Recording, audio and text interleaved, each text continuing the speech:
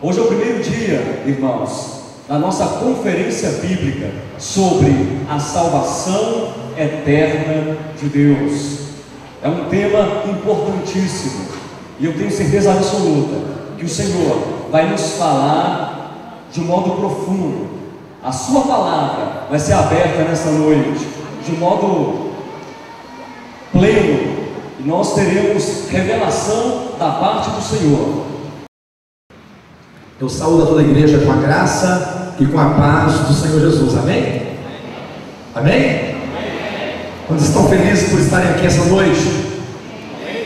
Eu louvo ao Senhor, uma sexta-feira de chuva, de frio, podemos aqui receber a todos os irmãos presentes para abrir essa conferência de tão grande importância, cujo tema a ser tratado é a salvação plena de Deus.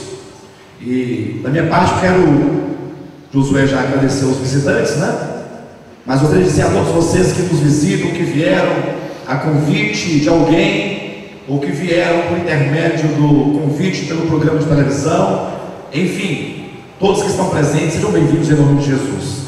Vamos abrir a Bíblia na primeira carta de João, primeira epístola de João, capítulo 4. Vamos ler aqui alguns versículos. O irmão Josué, quando abriu essa reunião, ele dizia, mas eu pedi que ele lesse Daniel capítulo 3, né? Versículos de 1 a 6. E ele então deixou uma pergunta aí, né? O que esse capítulo, que o texto que foi lido tem a ver com o assunto a salvação plena de Deus. Eu queria chamar a atenção dos irmãos para que todos vocês pudessem prestar muita atenção naquilo que vamos falar hoje à noite, porque o que nós vamos falar hoje à noite será um fundamento sólido, calcado na Bíblia Sagrada, para podermos escorrer as mensagens de amanhã de manhã, de amanhã à noite e de domingo de manhã. Porque ao se falar sobre a salvação plena de Deus, é preciso que nós, antes de entrarmos no tema propriamente salvação, é preciso que antes nós falemos sobre o espírito do anticristo, que é o tema dessa noite, o espírito do anticristo, ou um termo bem atual que nós temos usado nesses últimos dias, que é o antropocentrismo. É o homem como centro de tudo, uma sociedade moderna que prega o homem, que visa o homem, que busca o homem, que coloca o homem sempre em primeiro plano. Então, para entendermos a mensagem sobre a salvação de Deus, será preciso de antemão nós começarmos a derrubar algumas paredes que foram erigidas pelo maligno nos corações, para que depois possamos ter então o coração livre para adentrarmos o tema da salvação de Deus. Amém? Vamos ler capítulo 4 de 1 João, a partir do versículo 1, do versículo 1 ao versículo 6, diz assim: Amados, não deis crédito a qualquer espírito, antes provai os espíritos, se procedem de Deus, porque muitos falsos profetas têm saído pelo mundo fora. Nisto reconheceis o Espírito de Deus. Todo espírito que confessa que Jesus Cristo veio em carne é de Deus, e todo espírito que não confessa a Jesus não procede de Deus. Pelo contrário, este é o espírito do... É o espírito de quem? É o espírito do anticristo, a respeito do qual tendes ouvido que vem, e presentemente já está no mundo. Eles procedem do mundo. Digo, versículo 4: Filhinhos, vós sois de Deus, e tendes vencido os falsos profetas, porque maior é aquele que está em vós do que aquele que está no mundo. Eles procedem do mundo, por esta razão falam da parte do mundo, e os mundos ouvem. Nós somos de Deus. Aquele que conhece a Deus nos ouve, aquele que não é da parte de Deus não nos ouve. Nisto reconhecemos o espírito da verdade e o espírito do erro. Muito bem, queridos. Todos os irmãos vieram aqui essa noite para ouvir a respeito da salvação eterna de Deus. Essa conferência que começa hoje, e continuará amanhã. Pela manhã nós iremos ministrar mais 2 mensagens, amanhã à noite mais uma mensagem, e domingo de manhã mais 2 mensagens. E como nós falávamos, nós queremos abrir essa série de mensagens sobre salvação falando sobre o espírito do anticristo. Os irmãos podem observar logo aqui nesse capítulo 4, onde nós abrimos, o apóstolo João preocupado com a igreja, dando uma palavra de advertência à igreja. Ele diz: amados, não deis crédito a qualquer espírito. É preciso provar se os espíritos vêm de Deus ou não.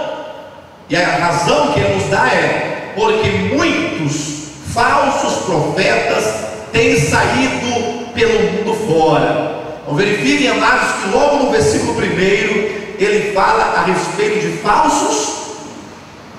de falsos profetas. No versículo 3 ele diz: e todo aquele que não confessa a Jesus não procede de Deus. Pelo contrário, este é o espírito do anticristo, a respeito do qual tendes ouvido que vem e presentemente já está no mundo. Observe que em 2 versículos o apóstolo João fala sobre os falsos profetas, e em seguida fala sobre o espírito do anticristo. Certamente é o espírito do anticristo que age por meio dos falsos profetas. Os falsos profetas que têm saído pelo mundo fora, eles saem na autoridade do anticristo, na autoridade do espírito do anticristo. Os falsos profetas que pregam falsas mensagens, que de alguma maneira vão negar a pessoa de Cristo, que de alguma maneira vão negar a obra redentora de Cristo, que de alguma maneira vão tentar contaminar a mensagem sobre a salvação de Deus em Cristo Jesus. Esses falsos profetas, eles o fazem por intermédio de uma influência do espírito do anticristo. Mas talvez alguém pergunte assim: olha, mas o anticristo certamente vai aparecer nos últimos dias. O anticristo ainda não apareceu, não surgiu. A expectativa do mundo cristão é o aparecimento do anticristo, que dá o pontapé para o cumprimento de todas as demais profecias. Mas verifique o que João está dizendo: o espírito do anticristo, do qual tendes ouvidos que vem. Está no futuro, não está? Tendes ouvido que vem. E diz: e presentemente já está no mundo. Eu queria que você olhasse na sua Bíblia por um momento. A conferência ela tem esse caráter de nós fazermos uma investigação bíblica. Importante que você verifique. Versículo 3 diz que o espírito do anticristo virá, e ele continua dizendo: e presentemente já está no mundo. Amados, a Bíblia Sagrada, desde o início do livro de Gênesis, nos mostra que Satanás tem estado presente neste mundo, através do espírito do anticristo, agindo na humanidade e construindo uma mente, uma mentalidade, construindo perspectivas a respeito do homem, a respeito de Deus, a respeito da criação. E a questão do anticristo não é algo no futuro. A questão do anticristo é algo desde Gênesis capítulo 11. Eu quero chamar a atenção dos irmãos para esse ponto importante: o espírito do anticristo. O que é o espírito do anticristo? O que ele prega, o que ele pretende e o que ele está fazendo hoje. Na verdade, nós vemos hoje igrejas evangélicas cheias de pessoas. Nós vemos templos evangélicos, denominações evangélicas, com pastores profissionais, pregando, cantores profissionais, toda uma estrutura do cristianismo hoje como nunca houve. E às vezes nós somos até mesmo influenciados, nós somos atraídos por um tipo de cristianismo que pode ser que esteja na influência do espírito do anticristo. Falar sobre a salvação de Deus, em primeiro lugar, nós derrubarmos o maior dos grandes enganos que o maligno tem plantado, ele tem regado e tem crescido no meio do povo de Deus, que é o homem sendo colocado como centro da vontade de Deus e do propósito de Deus. É tanto que hoje nós ouvimos muito assim: olha, Jesus te ama. Alguém pergunta, mas isso não é verdade? É verdade. Jesus morreu por você, não é verdade? Mas vamos continuar. Jesus quer te curar. Não são verdades bíblicas? Ou não são verdades bíblicas? Mas atenção, o diabo sempre quando ele age por intermédio da Escritura. Assim foi com Jesus Cristo no deserto da tentação, quando Jesus Cristo citou a Escritura para Satanás, dizendo: como está escrito, não só de pão viverá o homem, mas de toda palavra que procede da boca de Deus. O que o maligno fez? Levou Jesus ao pináculo do templo e disse: salta daqui abaixo, porque está escrito. Então o maligno, ele planeja bem a Escritura, sempre buscando trazer um texto descontextualizado, sempre apresentando a Bíblia, mas desconectada do seu todo, do seu conjunto, de maneira que as pessoas pensam que estão seguindo a verdade, estão seguindo o erro. Então dizem assim as pessoas de hoje: Jesus te ama, Jesus morreu por você. São verdades, tá? Não estou dizendo que não é verdade, são verdades. Mas continua, Ele quer te curar, e Ele quer te abençoar, e Ele quer fazer tudo por você. Observa que essas mensagens vão colocando o homem no centro da atenção. Me parece que Deus existe para servir o homem. Me parece que o homem existe para que Deus tenha alguém a quem servir. E assim o homem vai ocupando a centralidade do propósito de Deus. Deus se torna um servo, o homem se torna senhor. E daí continua: se Deus quer te abençoar, então você tem que reivindicar, então você tem que colocar Deus contra a parede. Então Deus é obrigado a te dar, Deus tem que fazer, Deus tem que realizar, você tem que declarar. Observa que os papéis vão se invertendo. É possível que vocês percebam esse tipo de atitude, de comportamento nos dias atuais, e chegam ao ponto de falar assim: nós vamos agora trazer a nossa oferta, o nosso dízimo, o nosso dinheiro, o nosso sacrifício, e depois que nós fizermos isso, se Deus não fizer, Ele não é Deus. Ele tem que fazer, Ele é obrigado a fazer. Inclusive aqueles que pregam sobre o dízimo com tanta ênfase, deveria pregar outras coisas com ênfase também, que não fosse o dinheiro. Eles dizem que se você dá, Deus é obrigado agora, Ele está agora servilmente à tua disposição para os seus caprichos. Então nos últimos dias nós percebemos uma mensagem que não é nova, uma mensagem que não começou nessa década, nem nesse século, mas uma mensagem que está desde o início da Bíblia e vem sendo desenvolvida, uma mensagem que vem crescendo, uma mensagem que vem tomando proporções, que é pelos falsos profetas, pelo espírito do anticristo, de maneira que é o homem, tudo é o homem deve receber de tudo de Deus. E quando o homem pensa que agora tudo é dele, aí vem mais uma questão: até a salvação é o homem que constrói, até a salvação é o homem quem conquista, até a salvação é o produto das mãos humanas. Eu chamo a atenção de vocês para esse fato. Observe que o espírito do anticristo é um espírito de rebelião contra Deus manifestado no homem. Atenção, o espírito do anticristo, lembre-se, lá em Apocalipse capítulo 13, fala que um homem, é o nome de um homem, o 666, que é o selo da besta, está vinculado a um homem, é número de homem. Então, o espírito do anticristo é o espírito de rebelião de Satanás manifestado no homem, que não se submete à autoridade de Deus, que não se submete à soberania de Deus e que não se submete à verdade de Deus. É um espírito que está agindo nos homens desde o princípio. Lembre-se, uma vez que Deus tem um plano para o homem, uma vez que Deus tem todo um projeto elaborado antes da fundação do mundo para alcançar o homem e trabalhar no homem e por fim ganhar plenamente o homem, Satanás também tem um projeto. Satanás também tem um propósito. E às vezes nós ignoramos isso. Nós vivemos neste mundo, ouvimos de tudo, acreditamos em tudo e parece que nunca paramos para refletir. Ora, Satanás está trabalhando lado a lado com Deus. Deus realiza algo, o maligno também realiza algo.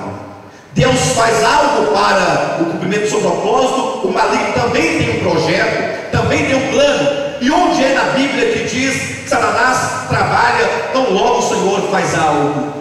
É a parábola do trigo e do joio. O filho do homem foi lá e semeou boa semente. Foi o maligno que semeou a semente do joio. Está lá, diz que o filho do homem, do trigo, fez 3 medidas de farinha pura. É a parábola do fermento em Mateus 13. Veio uma mulher e escondeu na farinha o fermento.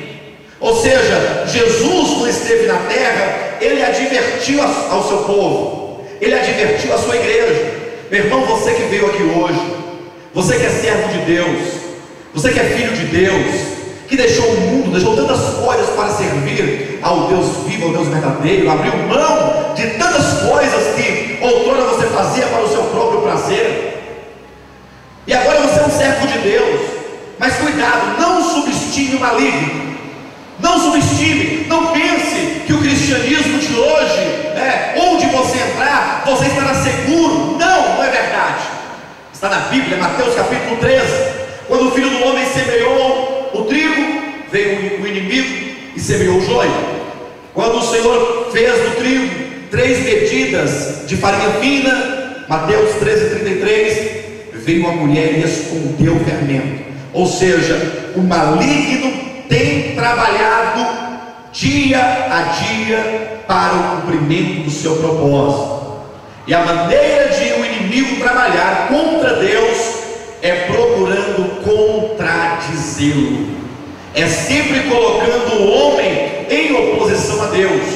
Isso é visto em Gênesis capítulo 3. O que Deus disse para Adão e Eva no jardim? De todo fruto, de todas as árvores que estão no jardim, comereis livremente. Não foi assim? Aí o maligno veio e falou o quê? Não foi assim que Deus diz? Não comerás de toda árvore que está no jardim? Observe que Deus fala, de toda árvore comereis. O maligno fala, não comereis de toda árvore. Ele pega a mesma frase, acrescenta um não, e começa a criar um sofisma, começa a criar um engano. O inimigo trabalhando em cima das palavras do Senhor Deus no início. Deus fala uma coisa, o maligno vem e contradiz. Eva disse, não, de toda árvore podemos comer, mas da árvore que está no meio do jardim, do conhecimento do bem e do mal, dela nós não podemos comer, porque no dia em que dela comermos, certamente morreremos. E como o maligno diz, é certo que não morrerás. Veja, Deus diz algo, o maligno vem e diz outro. Então, advertindo sobre os falsos profetas que são inspirados pelo espírito do anticristo, o profeta João diz assim: nós, os apóstolos, somos de Deus. Aquele que conhece a Deus nos ouve. Aquele que conhece a Deus nos ouve. Nos ouve a quem? Ouve essa igreja? Igreja Batista? Assembleia? Presbiteriana? Não! Ele está dizendo, nós somos de Deus. Se os irmãos quiserem descobrir quem é este nós, tem que ler o capítulo 1 da mesma epístola, onde ele diz assim: o que era desde o princípio, o que temos visto, o que temos apalpado, o que nós contemplamos com respeito ao Verbo da vida. Esses nós aqui são os apóstolos que viram o Cristo encarnado, Deus encarnado, que comeram com Ele. Por isso que no versículo 5 ele afirma: e nós então compartilhamos com vocês essas maravilhas, para que vocês tenham comunhão conosco. Quando o apóstolo João diz, nós somos de Deus, ele se refere aos apóstolos. E ele diz, quem é de Deus, nos ouve. Ou seja, todo aquele que é servo de Deus tem que dar ouvido à voz apostólica. E onde está a voz apostólica? Está aqui, ó, é o Novo Testamento de Jesus Cristo. A igreja precisa seguir de acordo com a vontade de Deus registrada no Novo Testamento. E nunca houve época em que o Novo Testamento fosse tão negligenciado. Vocês já perceberam isso? A maioria das mensagens são baseadas em quê? Baseadas nas crônicas, nos reis. Por quê? Porque lá eles pegam das histórias dos heróis e aí transferem aquela história para o hoje, para poder ficar dizendo que você também é um super-homem e que você também tem que conquistar como eles conquistaram. E as conquistas são sempre apresentadas no campo material. É por isso que diz, Jesus te ama, Jesus te cura, Jesus te abençoa, e você é tudo, e você tem que orar e reivindicar, você tem que se posicionar, e Deus tem que te atender, e Deus tem que te dar casa, Deus tem que te dar carro, Deus tem que te dar dinheiro, você tem que ficar rico, você tem que ser próspero, você tem que ser bom, você tem que ser o melhor. Não é esse o evangelho de hoje? Mas esse evangelho que se ouve hoje em dia, que você, não é o evangelho que Jesus Cristo pregou. Se alguém quiser vir após mim, negue a si mesmo, tome a sua cruz e siga-me. O evangelho de Cristo é um evangelho de cruz. O evangelho de Cristo é um evangelho de aniquilar esse homem velho, esse homem presunçoso, esse homem cheio de ganância, de arrogância. O evangelho de Cristo é um evangelho de cruz. Talvez alguém pergunte assim, olha, mas eu sempre, quando ouço as mensagens dizendo que o homem, eu sempre vejo as pessoas lendo na Escritura. Eles leem na Bíblia. Amados, cuidado com a serpente, tá? Cuidado. Está lá em 2 Coríntios, capítulo 11, versículo 2 e 3. Eu zelo por vós, diz o apóstolo Paulo, com o zelo de Deus, visto que eu quero apresentar a vocês como uma virgem pura, a um só esposo, que é Cristo.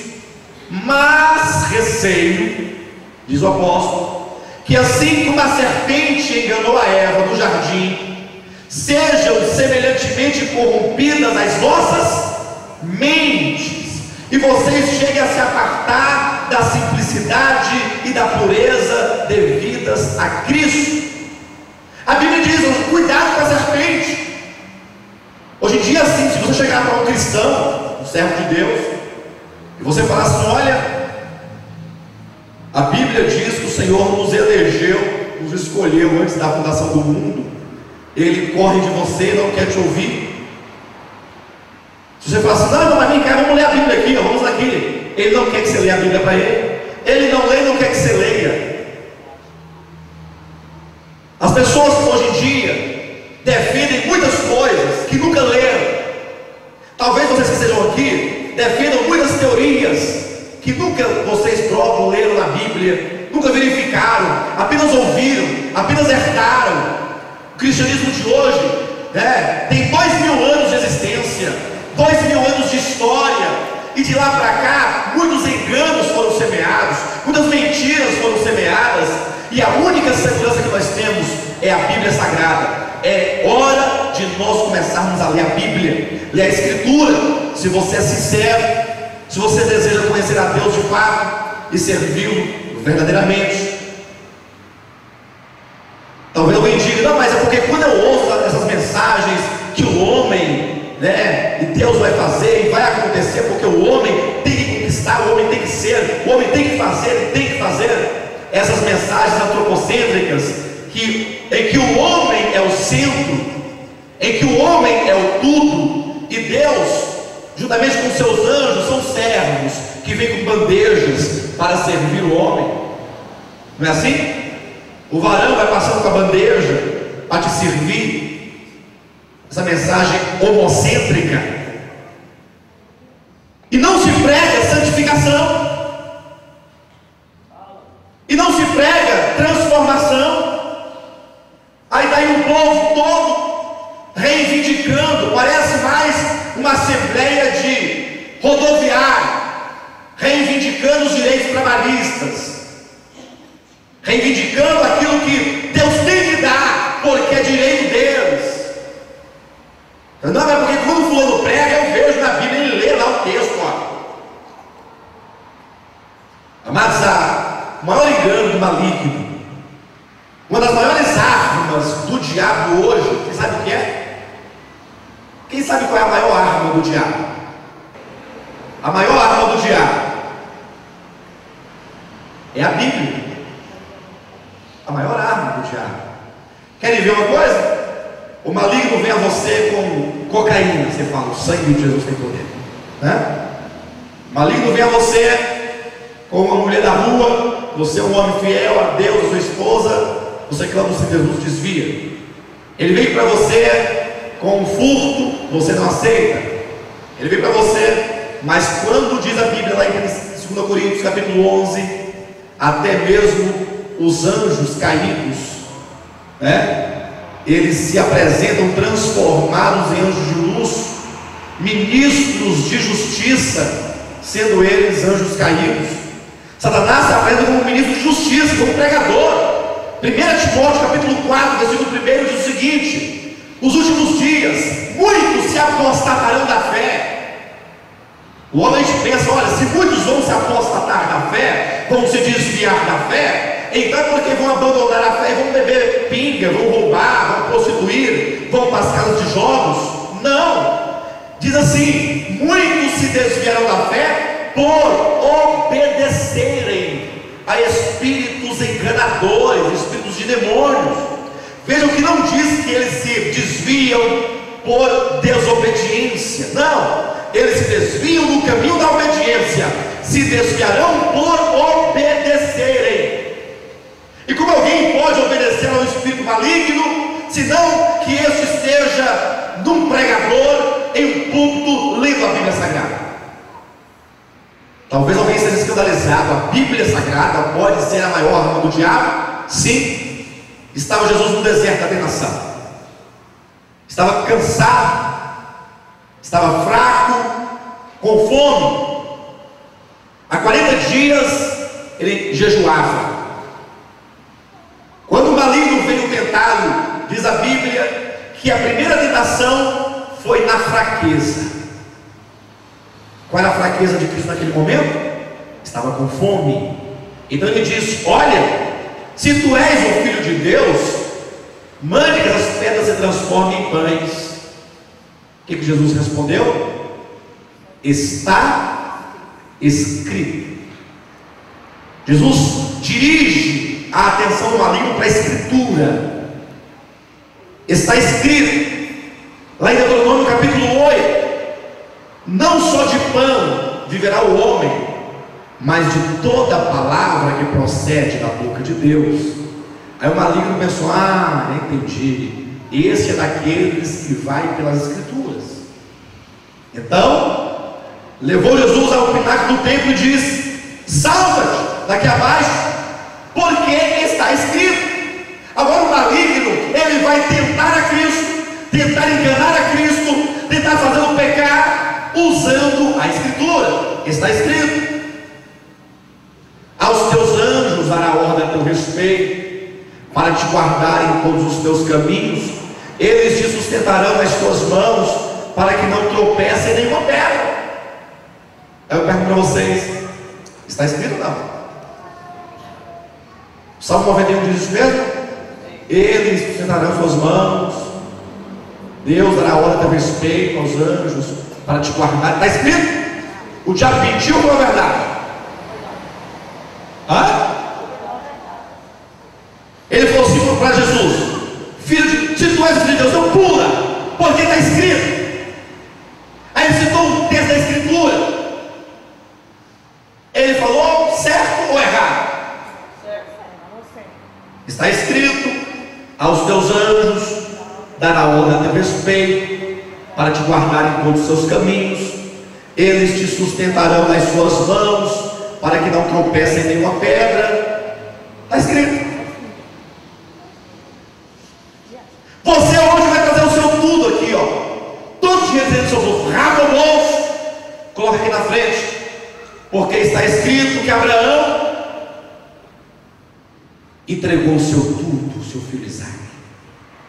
Aí você já enche d'água. Por que está com enche d'água?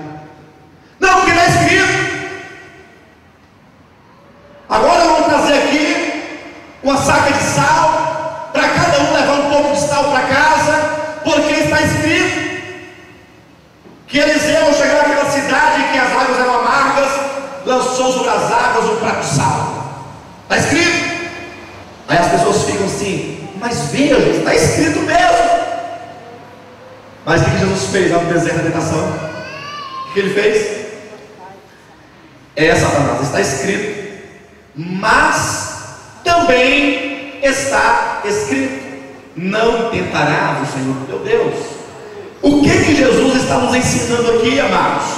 Que embora tenha sim na Bíblia uma passagem, a Bíblia deve ser interpretada por ela mesma. Outros textos darão o sentido daquele. É preciso você ler um trecho do Antigo Testamento e procurar no Novo Testamento o seu texto correspondente, o texto que explica a realidade, o texto que explica o sentido, que explica o significado.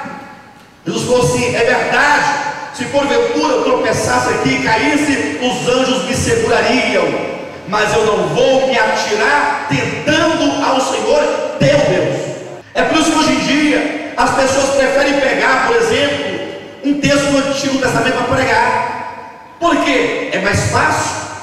Você pega lá o texto de Gideão com 300 homens conquistou 3 povos, os povos do Oriente, os midianitas e os amalequitas.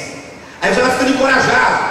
E ele então tocou a trombeta. Deus mandou tocar a trombeta. Olha, no dia tal, todos nós vamos tocar a trombeta. E aí você pensa: olha, está escrito. Está escrito.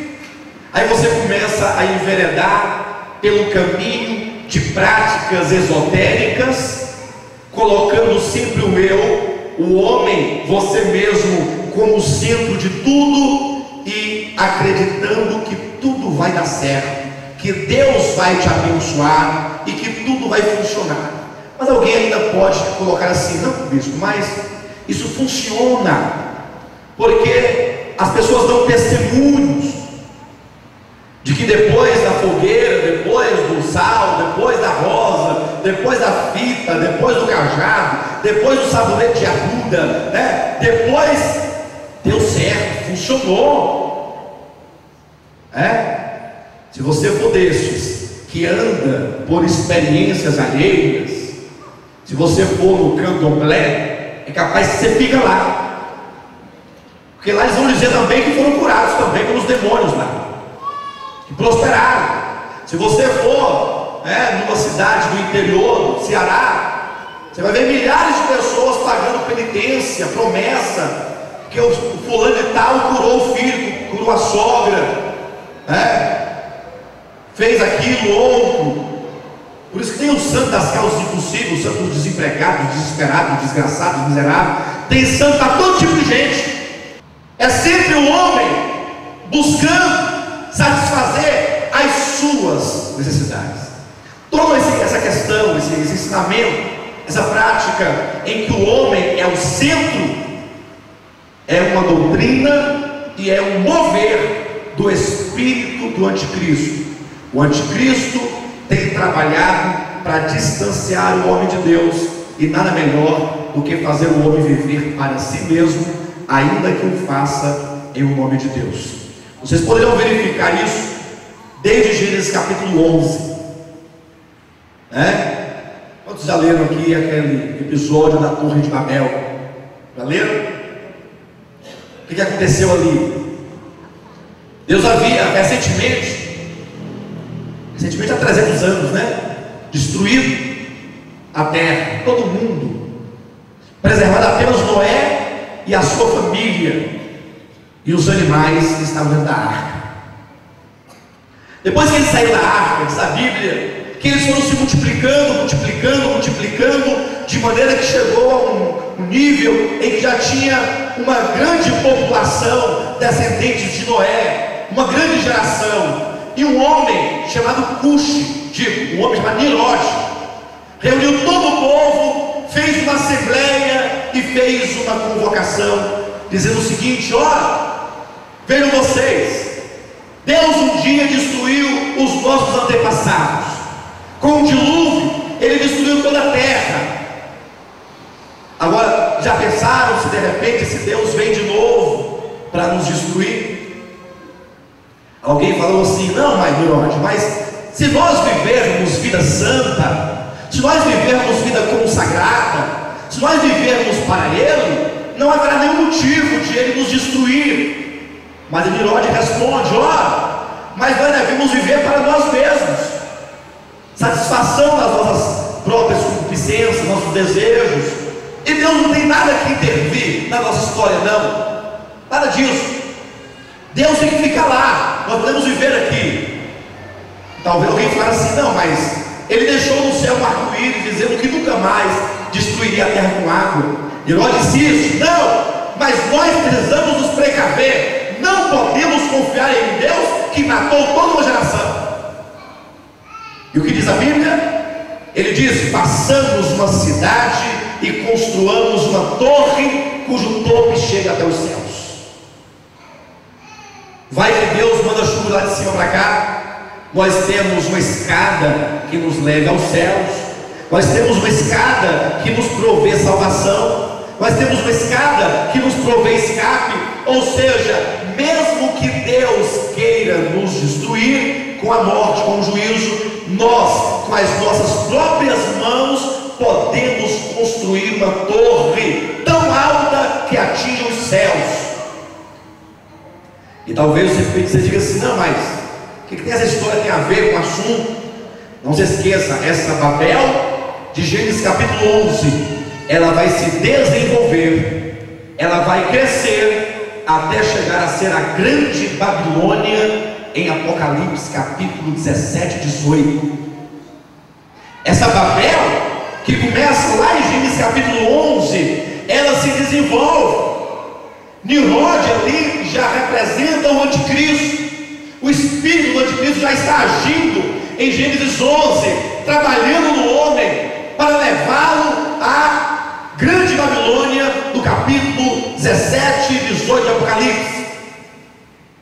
Tem essa linha no seu entendimento. Todo o propósito de Deus vai se consumar na Nova Jerusalém, assim como o trabalhar do maligno vai ser concluído na grande Babilônia. São duas cidades, Jerusalém e Babilônia, estão em oposição uma à outra.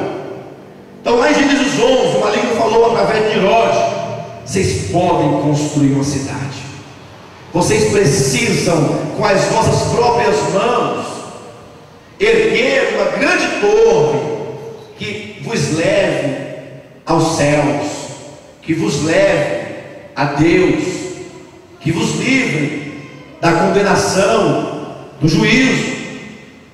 Mas será que o homem é capaz mesmo de construir uma torre que vá até os céus? Será que o homem é capaz de fazer uma torre de tijolo que vá até os céus? É possível? Não é tolice? Aí os homens de hoje falam assim: como aqueles homens de antigamente eram tolos, achavam que podia construir uma torre até os céus. A tolice deles é a mesma tolice daqueles que hoje pensam que podem ser salvos com a sua própria mão, construindo a sua própria torre, a sua própria escada que o leve até Deus, que o leve até a glória, que o leve até a eternidade.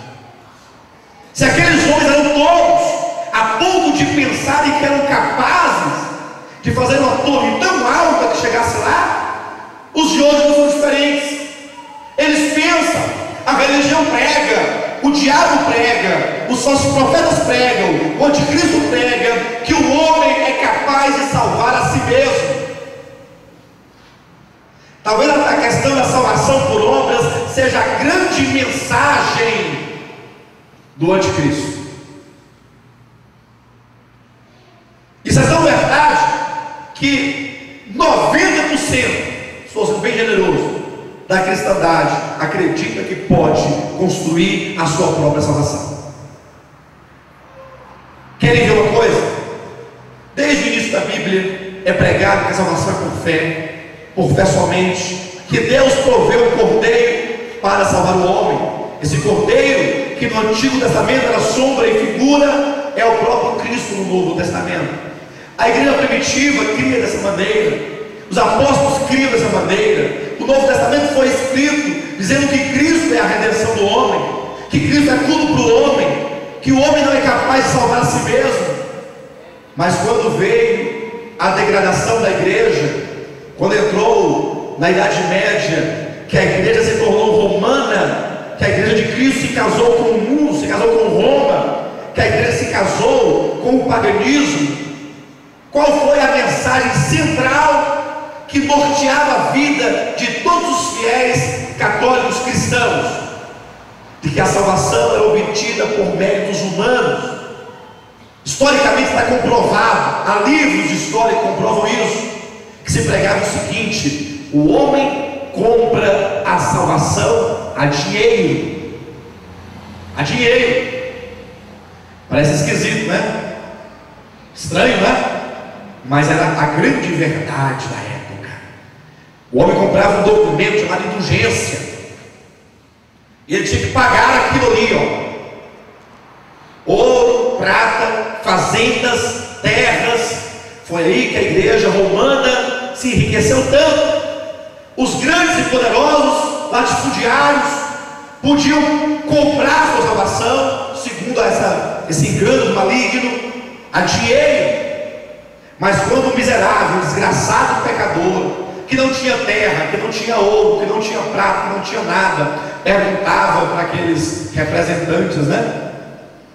E quanto a mim, que não posso pagar as fortunas pela salvação, minha alma está condenada ao inferno? Diziam: não, seu desgraçado, você pode subir a escada de joelho até esfolar 10, 20, 30, leva a pedra na cabeça, chicoteia os lombos. Quanto mais você sofrer, mais você paga seus pecados. O rico comprava dinheiro para salvação, o miserável pagava com o seu sangue derramado. Isso perdurou por séculos, até que veio a reforma protestante. Martinho Lutero recebe de Deus a graça, se bem que Martinho Lutero não foi o que viviu plenamente, né? Muitos outros vieram antes dele, mas Lutero sistematizou, criou coragem, enfrentou, levou adiante. Foi o nome que ficou na história. Mas ele escreveu 95 teses bíblicas que provavam que a salvação era por fé. E por causa da pregação que a salvação era por fé, muitos daquela época morreram queimados em fogueiras. Imagine que um servo de Deus com a Bíblia debaixo do braço, chegava lá para afirmar que a salvação era por fé. É por fé somente. Aí, por causa dessa palavra, ele era queimado. Amarravam-no em um tronco, acendia o fogo debaixo dos pés e colocava no rosto, na cabeça, uma máscara de demônios escrito herege. Centenas e milhares de santos morreram durante o final da Idade Média, porque pregavam que a salvação era o dom de Deus. Foi tanto sangue derramado para que pudesse ter o que se conhece hoje por protestantismo, as igrejas reformadas, as igrejas restauradas. Mas o que Jesus fala à igreja de Sardes, à igreja da reforma? Ele diz: consolida o que está para morrer. Ou seja, vocês tiveram conquistas na reforma, mensagens importantes como salvação por fé foram restauradas, mas é preciso consolidar, é preciso se apegar,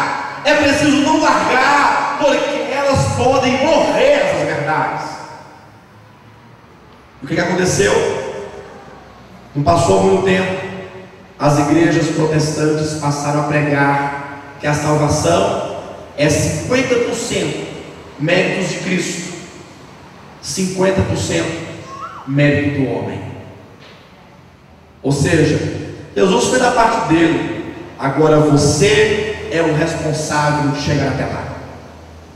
Você que decide, você que resolve, você que sustenta, você que preserva, você é tudo. Toda a sua salvação depende tão somente agora de você. Você vai resolver tudo. É por isso que inventaram aquele tipo de apelo, né? Quem quer aceitar a Jesus?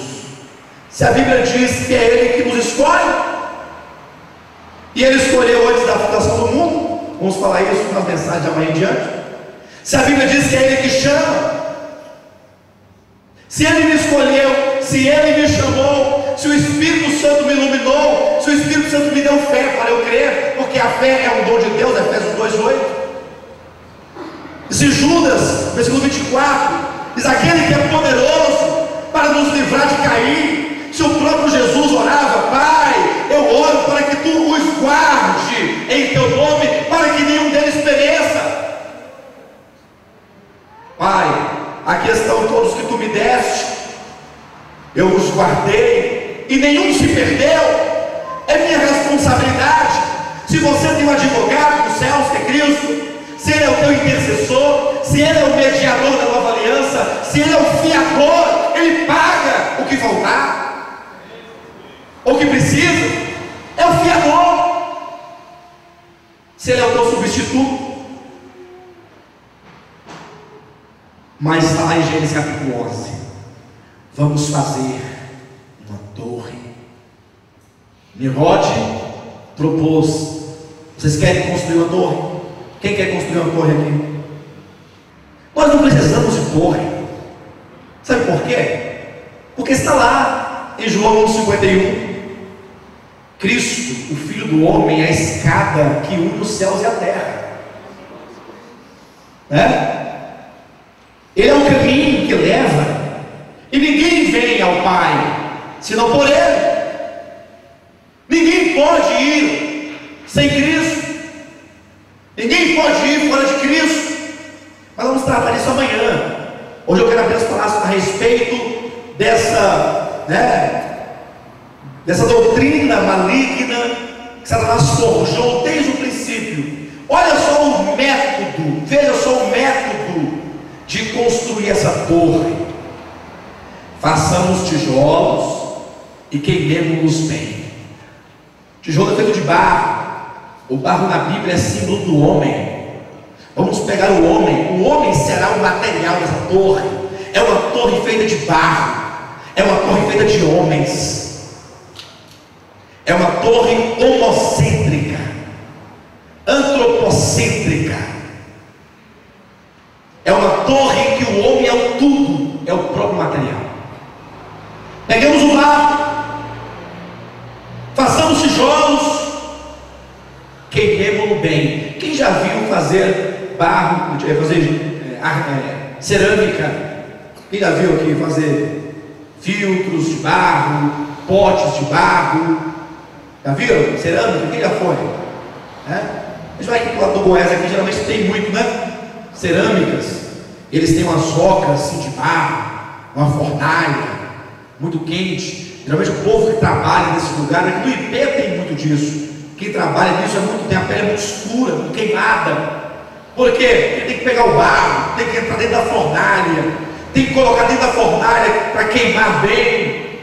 E o fogo e a temperatura é muito alta e gera muito suor, muito trabalho, é muito esforço, é muito sacrificante, é muito penoso.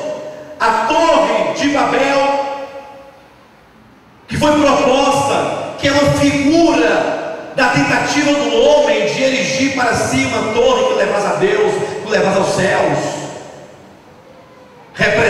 essa torre, ela representa os esforços do homem por salvar a si próprio. Chegasse em casa, por qualquer situação que houvesse, uma palavra do marido, da esposa, do filho, um problema, e ele xingasse, saísse daquele momento da espiritualidade, né? Pecava. E agora, para ele se ver livre daquela culpa, ele tinha que ir de novo, sacrificar o animal de novo. Quantas vezes ele pecava, ele carecia de um novo sacrifício. Aí era possível que quando ele fosse ao templo, ele estivesse salvo. Era possível que chegasse em casa e estivesse perdido, porque se no caminho ele pecasse, para ter o problema do pecado resolvido, tinha que sacrificar de novo. Quem aqui vive essa experiência? De manhã salvo, à tarde perdido. De manhã cedo chega em casa, ora, pede perdão pelos pecados, tal, uma benção. Aí vai trabalhar, aí aquela carga do trabalho, toda aquela pressão do trabalho, aí você acaba pecando, você olha para uma mulher, olha para um homem, pensa nisso, pega aquilo, fala o que deveria falar. E Jesus voltasse naquele momento, de acordo com o sacerdócio faraônico, sua alma estava com problemas, você iria ter um grande problema. Aí o apóstolo Paulo vai explicar aos hebreus que o que Cristo fez é diferente. O sacrifício de Cristo é um sacrifício eterno. Ora, se o sacrifício é eterno e o perdão de pecado é um perdão eterno, então a salvação tem que ser eterna. A salvação não pode ser vulnerável, porque essa salvação depender dos seus altos e baixos, nenhum de nós nos salvaríamos. Nenhum de nós. Tem alguém aqui que não peca pelo menos durante 24 horas? Aqui no nosso meio alguém, você pastor, eu não peco. Eu queria que levantasse a mão para você acabar de pecar. Eu não peco, acabou de pecar. Aquele que não tem pecado é mentiroso. Está lá no livro do Gênesis, capítulo 11. Nimrod propõe a salvação por meio de obras. O homem sendo o próprio material da torre. Peguemos o barro, façamos tijolos e queimemos-los bem, e construamos a torre que nos leve até os céus, cujo topo chega aos céus. Se Deus manda água, nós vamos nos refugiar no topo, e eu quero ver se nós não podemos salvar nós mesmos. Eu quero ver. Isso vai discorrendo, todo o Antigo Testamento, essa guerra entre Babel, entre Babilônia e Jerusalém. Não é sem razão que lá no livro do livro de Daniel, Babilônia luta contra Jerusalém, destrói Jerusalém, lança por terra a cidade, lança por terra o templo, pega os utensílios sagrados e leva o povo agora cativo. Venham vocês agora para Babilônia, para Babel. O povo de Deus foi levado cativo, foi levado escravo para Babilônia. Observe que toda essa mensagem do anticristo é a questão de o homem ser o centro, de o homem ser o tudo. Estava lá no capítulo 2, o povo de Israel estava em Babilônia, quando Nabucodonosor teve um sonho. Qual foi o sonho que ele teve? Não foi de uma grande estátua, cuja cabeça era de ouro, o peito e os braços eram de prata, quadril e bronze quadril e ventre de bronze, pernas de ferro. Era uma estátua toda feita de materiais preciosos, cabeça de ouro, prata, bronze, ferro. A Bíblia diz que era uma estátua oponente. E o que é dito que era aquela estátua? Quando Daniel interpretou o sonho, falou assim: olha, rei, Deus te mostrou os reinos do mundo, Deus te mostrou o homem. É por isso que os reinos do mundo ali foi representado por um homem, uma estátua.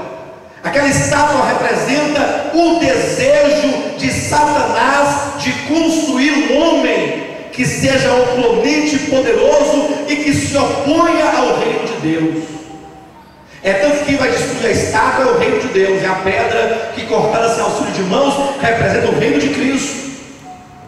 Aquela grande estátua de Daniel capítulo 2, depois os irmãos leiam em casa, representa toda a obra de edificação que Satanás tem feito ao longo das eras. São os reinos do mundo.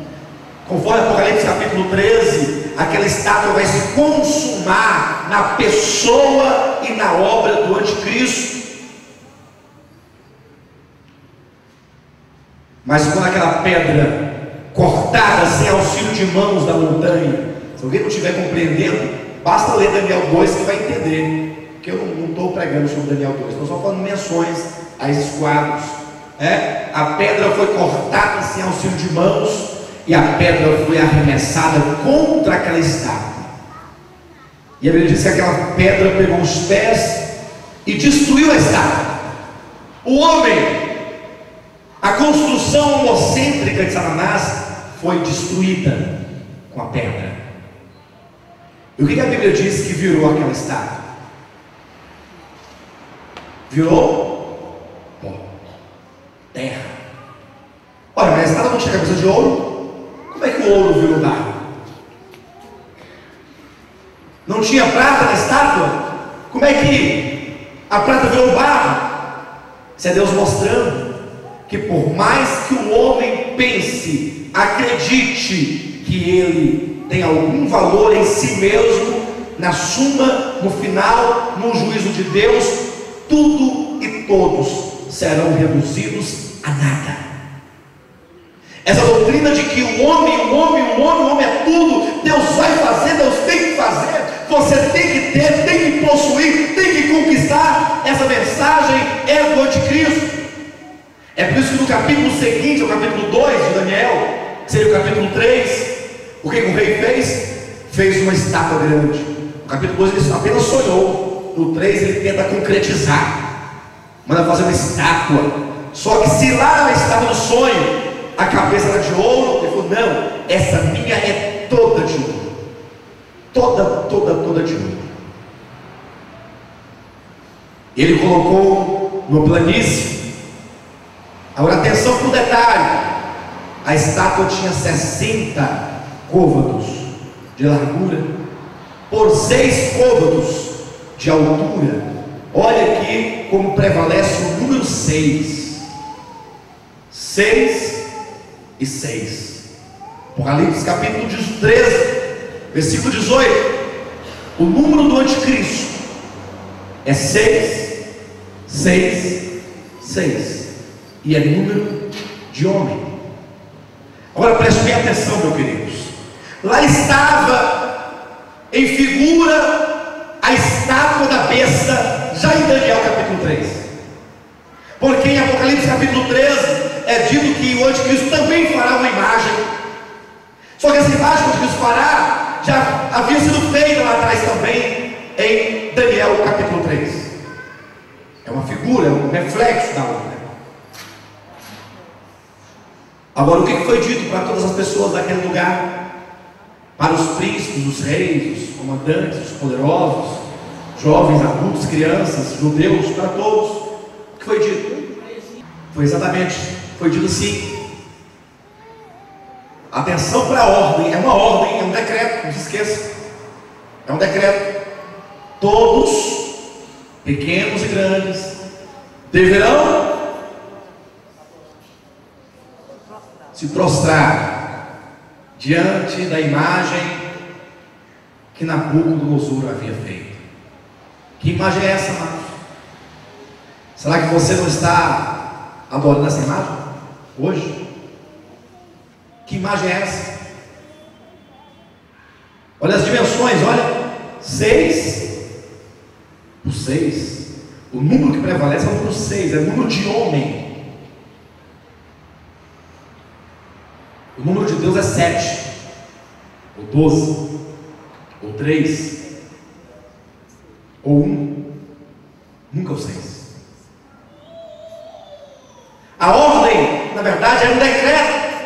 Aquilo que ocorreu em Babilônia, queridos, acontece hoje no mundo espiritual. O diabo tem feito um decreto e tem dito: todos vocês, não importa se são judeus, se são muçulmanos, se são cristãos, se são budistas, não importa importa a sua fé, aqui é uma questão de todos terem que dobrar-se e adorar a imagem do eu, a imagem dos seres, a imagem do homem, a imagem do antropocentrismo, do homocentrismo, a imagem do próprio homem como centro. A ordem de Satanás é: todos vocês devem adorar esta imagem, todos vocês têm que colocar o eu como centro de tudo, inclusive na igreja. Engraçado, se as 7 cartas do Apocalipse, cada uma representa um período específico da história da igreja, Laodiceia representa os dias de hoje.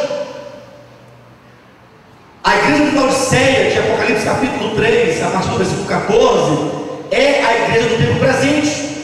Mas qual é a característica marcante da carta Laodiceia da igreja de hoje? Vocês vão falar que é morna, né? Mas não, a principal característica é que Jesus Cristo está do lado de fora, batendo. Alguém está me ouvindo? Se alguém abrir a porta, eu entrarei. A igreja de Laodiceia apresenta uma igreja que fala de Cristo, invoca o nome de Cristo, quer as bênçãos de Cristo, mas não quer a sua presença. É uma igreja que não quer Cristo como centro de tudo, por isso o colocou de fora. É uma igreja que se prostra diante da imagem que Nabucodonosor erigiu.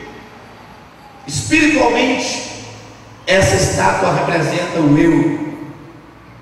Agora, saiba de uma coisa: se você se propor a não se prostrar diante dessa imagem, saiba que você vai para a fogueira. Você vai para a fogueira. E aí entra novamente agora o conflito entre o eu e a fé, porque você fala assim: eu não me prostrarei diante dessa imagem. Aí a voz fala: então você vai para a fogueira. Você fala: não, nesse caso, se for para livrar o eu vou me prostrar, porque não queremos sofrer. Não foi assim que aconteceu com Pedro? Jesus Cristo falou assim: olha, é necessário que o Filho do Homem vá para Jerusalém, onde ele terá que sofrer muitas coisas da parte dos anciãos, dos escribas. Eles vão me açoitar, vão me bater, vão me afrontar, vão me cuspir e vão me matar, inclusive. Mas no terceiro dia eu ressuscitarei. O que Pedro falou para ele? Não, Senhor, isso de nenhum modo te acontecerá. Ou seja, você não pode simplesmente admitir que tu vieste da terra para sofrer a cruz. Não, isso não vai acontecer. E se depender de mim, eu vou te livrar. O que Jesus falou para ele? Arreda, Satanás. Olha, mas não estava com Pedro? Tu és para mim pedra de tropeço, porque não cogitas das coisas de Deus, mas cogitas das coisas dos homens. É por isso que o grande evangelho de hoje tem duas vertentes. O evangelho dos dias atuais: primeiro, pare de sofrer. Segundo, Deus vai te prosperar. Não a qualquer tipo de sofrimento, sim a toda sorte de prosperidades. As pessoas vão em busca de se livrar do sofrimento e ficarem ricas para gozar das riquezas dessa terra, das riquezas deste mundo. E assim, nós vemos que quando chega no Apocalipse capítulo 17, quando tem ali uma mulher, uma prostituta, em cuja testa está escrito Babilônia, mistério, a mãe de todas as meretrizes da terra, uma prostituta chamada Babilônia. Ora, Babilônia não é a Babel de Gênesis capítulo 11? Ou não é?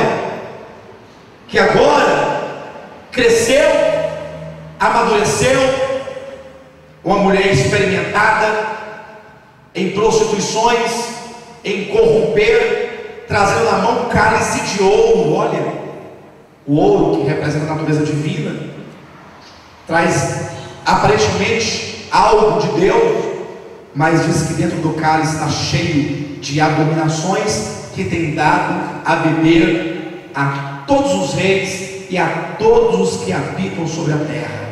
Atenção, nós vamos encerrar agora, mas guarde isso na sua cabeça, no seu coração. Existe uma mulher prostituta prevista em Apocalipse capítulo 17, que tem dado a beber a muitos, tem embriagado a muitos com o vinho da sua devassidão, da sua prostituição.